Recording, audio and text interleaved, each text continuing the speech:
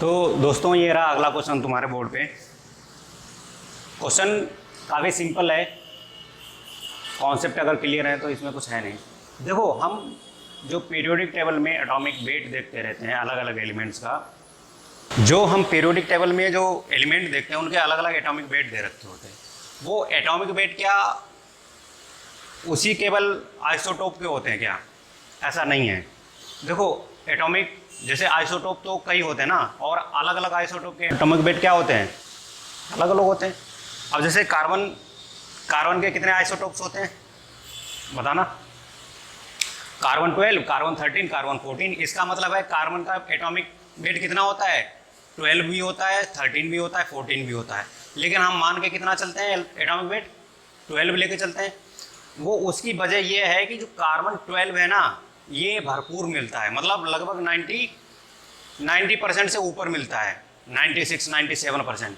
और जो कार्बन 14 है, कार्बन 13 है, ये मतलब ना के बराबर होते हैं।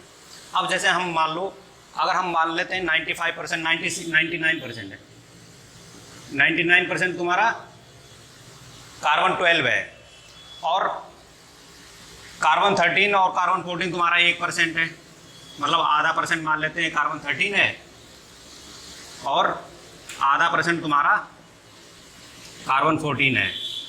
अब इसको अगर हम डिवाइड बाई 99 और आधा आधा 100, पूरा 100 हो गया। तो अगर हम करेंगे जाके, वो टोटल ओवरऑल मिलाकर तुम्हारा 12.0008 करके कुछ आ रहा है, तो हम उसको 12 ही मान लेते हैं। तो जो हम पीरियोडिक टेबल में जो एटॉमिक वेट देखते हैं ना, वो एग्जैक्ट उस आइसोटोप के नहीं होते हैं जो उसमें लिखा होता है। तो यहाँ पे जो एटॉमिक वेट होता है वो क्या होता है? वो weighted average of the atomic weight of all the isotopes existing in the nature. तो यहाँ पे ध्यान देना, यहाँ पे किसकी बात हो रही है? यहाँ पे बोरॉन की बात हो रही है। बोरॉन का एटॉमिक वेट यहाँ पे कितना कितना दे रखा है? एक 10 दे रखा है और एक का 11 दे रखा है। जो एटॉमिक वेट जिसका 10 है वो कितने परसेंट है हमारे नेचर में? 19%।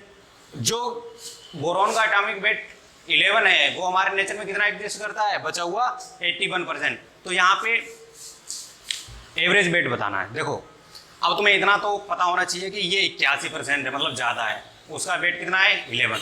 19% उसका 10। तो कहने मतलब आंसर जो आएगा वो 11 के करीब आएगा। मतलब ये नहीं होगा, ये नहीं होगा, या तो ये होगा या तो ये होगा। चलो देख लेते हैं। यहाँ पे जो हम क्वेश्चन लगाएंगे,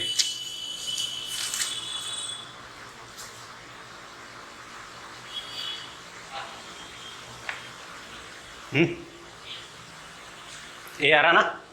देखो यहाँ पे क्या है, अगर हम पूरे फार्मूले सहित जाएं तो ये उसका फार्मूला होगा। एवरेज ऑफ एटॉमिक वेट क्या होता है?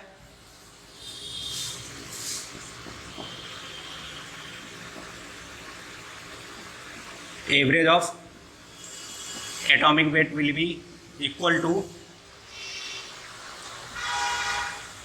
परसेंटेज ऑफ, इस वाले का परसेंटेज इनटू इसका वेट कितना है, ठीक है? Atomic weight of plus percentage of 11V into atomic weight of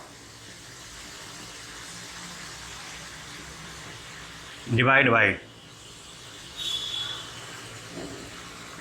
total percent, ठीक। अब यहाँ पे देखो, इसका 19% है ना, और इसका एटॉमिक वेट कितना है? 10, प्लस इसका 81% है और इसका वेट कितना है? 11, और टोटल कितना बनना परसेंट है? 19 और 18, 81, 100 हो गया।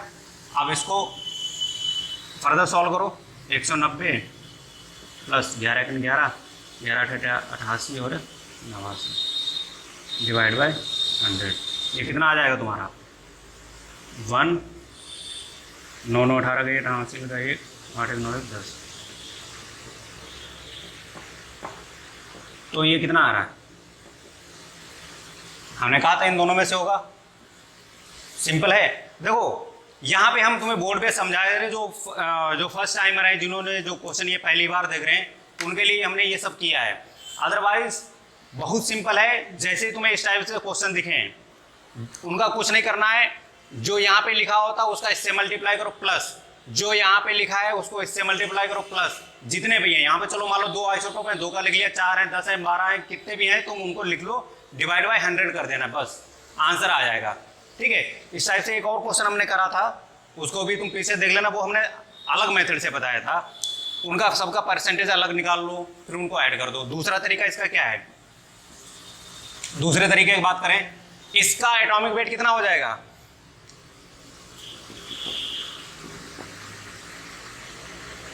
इसका कितना हो जाएगा, 19% है ना, 10 का 19% निकालो, कितना हो जाएगा 1.9। ओके, और इसका 11 वाले का बताओ, इसका परसेंटेज निकालो, 11 है, कितने परसेंट है, 81%, डिवाइड बाय 100 कर दो, ये कितना हो जाएगा, 11 एकन 11, 11 टे 88, 1 89, और 2 अंक 2, ये हो गया। अब इनको दोनों को ऐड करो, 1.9 प्लस 8.91, ये यहाँ पे 0 कर लो, 1, 9 9 18 के 8, हाँ से लगा 1, 8 1 9 1 10, डायरेक्ट कर लो।